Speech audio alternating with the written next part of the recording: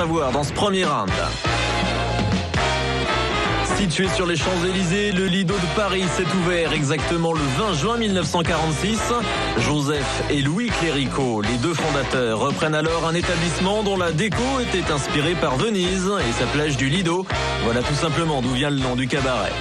La toute première revue s'intitule Sans rime ni raison et propose déjà des numéros de danseuses seins nus. Il est bien évident que dans les années 50, le nu était quelque chose d'extrêmement important parce que c'était nouveau, parce que c'était tabou et tout ça.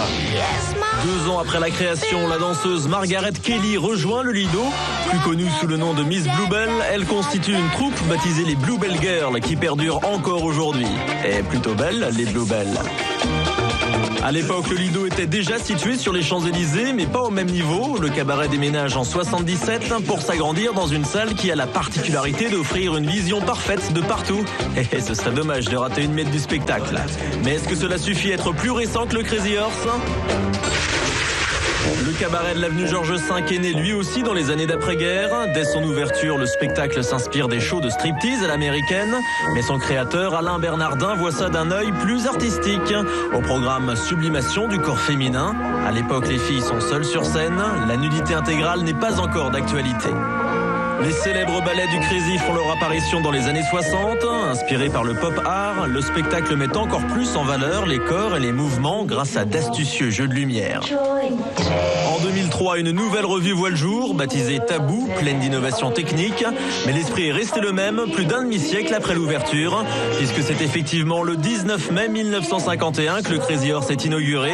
Les filles du Crazy ont donc 53 ans. Je vous rassure, ce ne sont plus les mêmes danseuses qu'au début. 1951 pour le Crazy, 1946 pour le Lido. C'est donc le Lido qui marque le point dans ce premier round. Mais lequel des deux a le plus de renommée dans le monde ?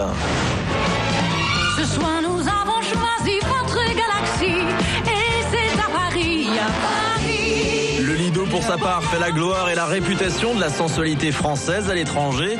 Le chic parisien est d'ailleurs au centre du spectacle.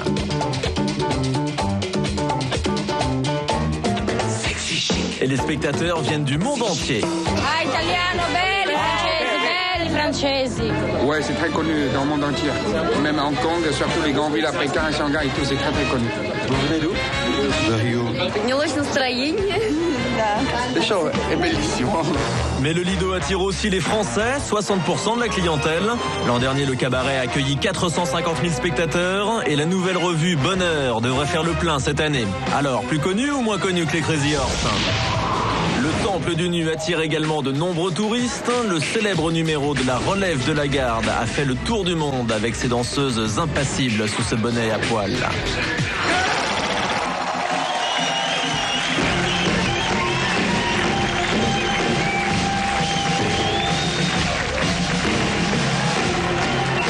Il n'y a pas que le bonnet qui est à poil. De ce point de vue-là, le Crazy n'a pas besoin de dépenser des fortunes en costume.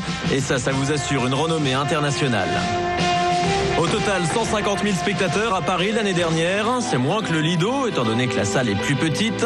Mais il faut aussi ajouter les visiteurs de Las Vegas. Depuis 2 ans, le cabaret s'est en effet exporté dans la capitale du jeu. C'est le show le plus sexy que vous ayez jamais vu.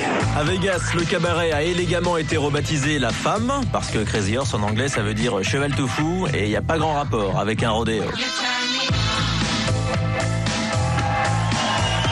Aussi prestigieux l'un que l'autre, en France comme à l'étranger, le Lido et le Crazy Horse ont de quoi marquer 1 point chacun dans ce deuxième round.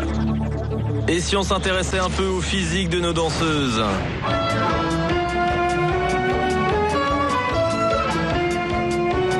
Allez, bienvenue dans les coulisses du Lido où on a pu s'apercevoir que les Bluebell Girls prenaient soin de leur corps. Et elles ont plutôt intérêt parce que... Dans le contrat, il y a notre poids. On nous pèse quand on arrive et il y a écrit pas 3 de plus et pas 3 de moins. Absolument, c'est-à-dire que le poids, naturellement, fait partie des critères de sélection. Personne ne doit grossir ou maigrir trop parce que déjà on a des costumes sur mesure, donc déjà, question pratique, ça serait difficile. Sexy chic. Niveau physique, ça nous donne donc des filles d'au moins 1m75 sans talons, une taille avec laquelle elles ne pourraient pas entrer au Crazy Horse. I am a good Et oui, au Crazy, les danseuses doivent mesurer au maximum 1,72 m et faire aussi attention à leur poids. C'est le métier. C'est dans tous les métiers, entre les sportifs de haut niveau, entre les danseuses. C'est toujours comme ça. Il faut surveiller les corps, il faut surveiller les poids. C'est pas que les kilos. Bien sûr, elles sont pesées toutes les semaines pour voir si elles sont pas trop grossies ou trop mincies. Mais c'est aussi du sport, c'est aussi la qualité de la peau, c'est tout. On est d'accord, mais ça nous dit pas quelle est la marge autorisée. Alors c'est plus ou moins, Colido? Au Crazy, nous avons une marge de 2 kg en moins et 2 kg en plus du poids idéal. Le point va donc au Crazy, plus strict que le Lido. Eh oui, il n'y a pas de raison de se laisser aller.